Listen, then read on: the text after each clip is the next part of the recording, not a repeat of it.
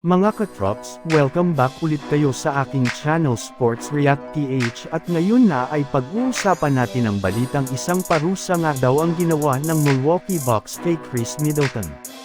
Pag-uusapan na rin nga natin ngayon dito sa ating panibagong video ang balitang jackpot nga daw ang Los Angeles Lakers sa trade deadline.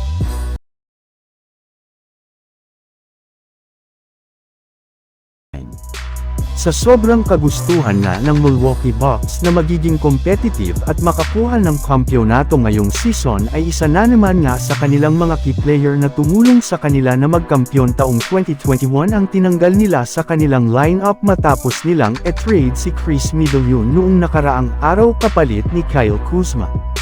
At ang malala pa dyan, hindi lang naman nga nila basta-bastang tinanggal si Middleton bagkus pinahirapan pa nga nila ito sa pagtapos nila sa kanya sa itinuturing ngayon na worst team sa NBA ngayong season sa pagkakaroon lamang nila ng record na 8 wins at 41 losses.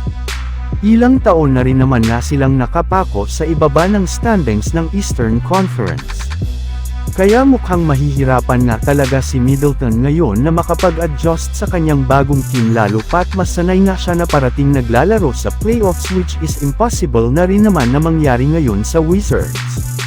Sa madaling salita, parang parusa nga ang pag-trade sa kanya ng Milwaukee Bucks.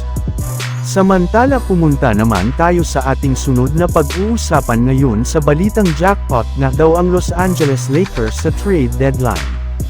Literal nga mga katrops, na naging wild ang trade deadline ngayong season sa dami ng nga malalaking pangalan na lumipat at na-trade sa iba't ibang mga kupunan kagaya na lang ng trade ni Luka Doncic sa Lakers, Anthony Davis to Mavericks, De'Aaron Fox to the Spurs, Zach LaVine to the Kings, Khris Middleton to the Wizards, Kyle Kuzma to the Bucks, Jimmy Butler to the Warriors, Brandon Ingram to the Raptors, at si Mark Williams to the Lakers.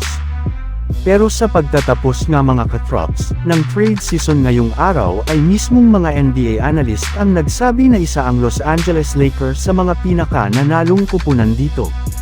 Literal nga na ni-reset ni Rob Pelinka ang kanilang lineup sa pagtanggal sa ilang mga players kagaya na lang nina Dalton Neck, Anthony Davis, Max Christie at si Cam Reddish para lamang makuha ang kanilang mga bagong superstar na si Luka Doncic at ang kanilang pinakabagong center na si Mark Williams. Bukod rin nga sa kanilang dalawa, nakuha rin naman nga nila sa trade si Dorian Finney-Smith noon gamit si D'Angelo Russell. Kaya simula nga sa pagkakaroon lamang ng Lakers ng napakaraming mga maliliit na guards sa umpisa ng season ay mas pinalaki at pinalakas na nga po nila ngayon ang kanilang lineup salamat sa mga ginawang trade ni Rob Pelinka na maaari nilang magamit sa pagkuha nila ng kampyonato. So yun lang nga mga katrops ang handog ko sa inyong storya ngayong araw. Sana nag-enjoy kayo. Please like and subscribe my YouTube channel Sports React PH para sa iba pang storya at update patungkol sa NBA. Kita-kits muli sa ating susunod na video.